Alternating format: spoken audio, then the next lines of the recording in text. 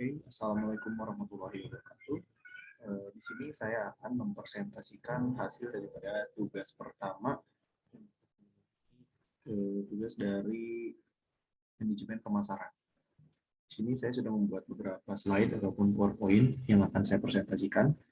Di sini saya berjudul manajemen pemasaran. Ini menurut pandangan saya pribadi. Nama saya adalah Muhammad Dikri Abdillah dengan NIM 20 2080 200. Saya dari kelas 20I.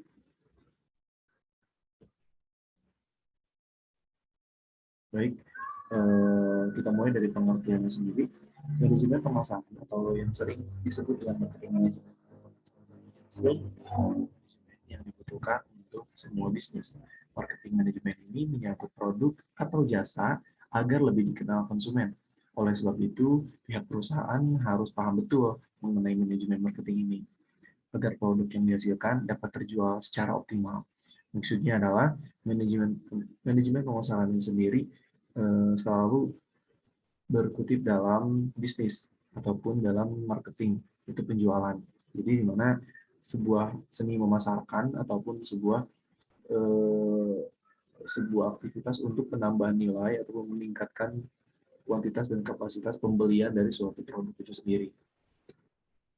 Baik, fungsi dari manajemen pemasaran ini itu pertama adalah menganalisis pasar ataupun menganalisis sebuah pasar, analisis terhadap peluang dan ancaman serta analisis perilaku konsumen.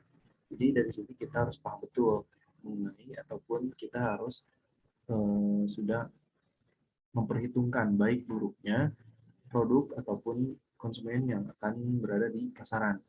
Oke, yang kedua adalah segmentasi pasar.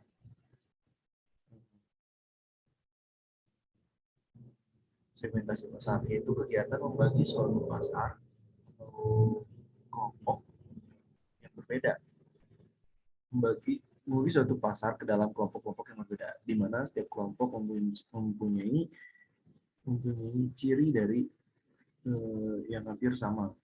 Yang ketiga adalah menetapkan pasar sasaran, ya, memberikan nilai keaktifan bagi setiap bagian, kemudian memilih salah satu dari bagian pasar atau lebih untuk dilayani. Oke, kedua, yang ketiga maksud saya, kita masuk ke penempatan pasar. Itu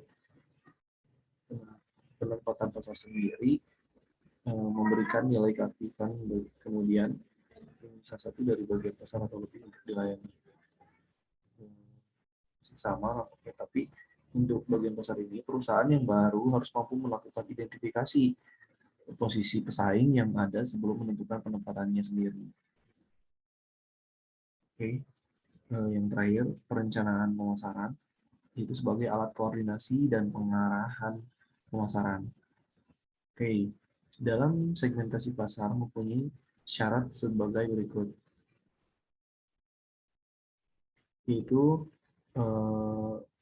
segmentasi pasar harus memenuhi syarat diantaranya dapat diukur, yaitu measurable, baik besarnya maupun luasnya, serta daya beli segmen pasar tersebut, dan dapat dicapai oleh accessible, sehingga dapat dilayani secara efektif, substansial sehingga dapat menguntungkan jika dilayani, dan dapat dilaksanakan secara actionable, dan semua program yang telah direncanakan untuk menarik dan melayani segmentasi pasar dapat efektif dan efisien. Baik, kita beralih ke penempatan pasar. Ada dua pilihan dalam menempatkan pasar, yaitu menempatkan diri di sebelah salah satu pesaing yang ada dan berjuang untuk mendapatkan bagian pasar. Pimpinan bisa melakukan ini jika merasa perusahaan itu bisa membuat produk yang unggul, pasarnya luas, dan memiliki lebih banyak sumber daya. Lalu yang pilihan kedua adalah mengembangkan sebuah produk yang hari ini belum pernah ditawarkan kepada pasar. Sebelum mengambil keputusan ini, manajemen harus yakin bahwa secara teknis dapat dibuat sebuah produk dengan cepat, secara ekonomis dapat dibuat sebuah produk unggul pada tingkat harga yang direncanakan, serta jumlah konsumen yang suka produk tersebut yang memadai. Baik, selanjutnya masuk ke 3 tahapan perencanaan pasar. Yang pertama adalah menetapkan misi perusahaan, yang kedua adalah mengenali unit-unit, maksudnya mengenali area bisnis baru yang akan dimasuki, yang ketiga adalah mengenali unit-unit bisnis strategi perusahaan, menganalisis dan mengevaluasi portofolio bisnis yang ada. Dengan demikian, bisa disimpulkan bahwa perencanaan pemasaran bertujuan untuk memberikan pendekatan yang sistematis dan rapi bagi perusahaan dengan cara pertama, menyeimbangkan dan menyelaraskan kegiatan pemasaran yang menjamin tercapainya tujuan dan sasaran. Yang kedua, menggunakan cara-cara berusaha di bidang pemasaran secara insentif dan optimal. Yang ketiga, pengendalian yang cepat, tepat, dan teratur atas catatan, gagasan, atau pemikiran serta usaha-usaha atau aktivitas pemasaran dalam perusahaan. Jadi masuk ke tujuan. Nah, di tujuan sendiri yang pertama adalah menciptakan demand atau permintaan. Tujuan manajemen pemasaran dan salah satunya untuk menciptakan permintaan melalui berbagai cara. Membuat cara yang berhubungan untuk mengetahui selera konsumen dan preferensi konsumen terhadap barang atau jasa yang diproduksi untuk memenuhi kebutuhan konsumen. Yang kedua adalah meningkatkan keuntungan pastinya. Yang ketiga, menciptakan pelanggan baru. Perusahaan didirikan untuk menjual produk atau jasa kepada pelanggan. Oleh sebab itu, konsumen adalah dasar dari sebuah bisnis perusahaan. Konsumenlah yang memberikan pendapatan kepada perusahaan dan menentukan apa yang akan dijual perusahaan. Yang ketiga adalah memuaskan pelanggan. Menciptakan konsumen baru tidak cukup kan? Maka dari itu perusahaan harus mengembangkan dan mendistribusikan produk yang memenuhi ekspektasi para pelanggan untuk memberikan kepuasan. Nah, dan yang terakhir adalah mencitrakan produk yang baik di mata publik. Membangun citra produk yang baik di masyarakat menjadi tujuan manajemen pemasaran lainnya. Apabila tim pemasaran menyediakan barang dan jasa berkualitas kepada konsumen dengan harga yang wajar, tentu akan menciptakan citra yang baik kepada konsumen. Oke, ini baik. Kita masuk ke tag terakhir, yaitu konsep manajemen pemasaran. Yang pertama adalah konsep produksi. Konsep produksi merupakan konsep bahwa konsumen atau pelanggan akan menyukai produk yang tersedia dan harganya terjangkau, serta manajemen harus berusaha keras untuk memperbaiki produk dan efisiensi distribusi. Konsep ini juga merupakan falsafah paling tua yang digunakan dalam penjualan. Lalu kita masuk ke konsep produk. Konsep ini menyatakan bahwa konsumen akan menyukai produk kita yang bermutu, terbaik, dan sifatnya paling inovatif. Bahwa perusahaan harus mencurahkan energi untuk terus-menerus melakukan perbaikan produk ataupun berinovasi tentunya. Lalu ketiga, konsep penjualan. Konsep ini menyatakan bahwa konsumen tidak akan membeli produk perusahaan dalam jumlah yang cukup, kecuali perusahaan mengadakan usaha penjualan dan promosi berskala besar. Konsep ini biasanya dilakukan pada barang yang mungkin tidak terpikirkan untuk dibeli oleh konsumen.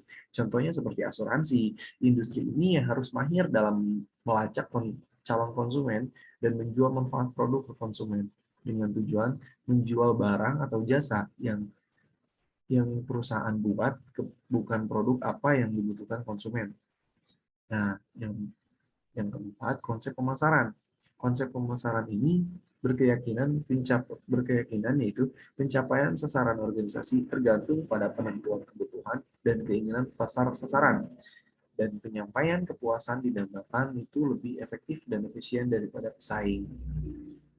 Nah, konsep ini pula mulai diberlakukan karena penjualan mulai turun pertama itu, kedua pertumbuhan produk melambat, yang ketiga pola pembelian yang berubah, yang keempat persaingan yang meningkat, dan yang terakhir biaya penjualan yang meningkat. Dan yang terakhir adalah konsep pemasaran berwawasan sosial. Apa sih itu berwawasan sosial? Konsep pemasaran berwawasan sosial ini berarti konsep bahwa perusahaan harus menentukan kebutuhan, keinginan, dan minat pasar, serta menyerahkan kepuasan yang didambakan itu secara lebih efektif dan efisien daripada pesaing dengan cara yang bersifat memelihara atau memperbaiki kesejahteraan konsumen dan masyarakat.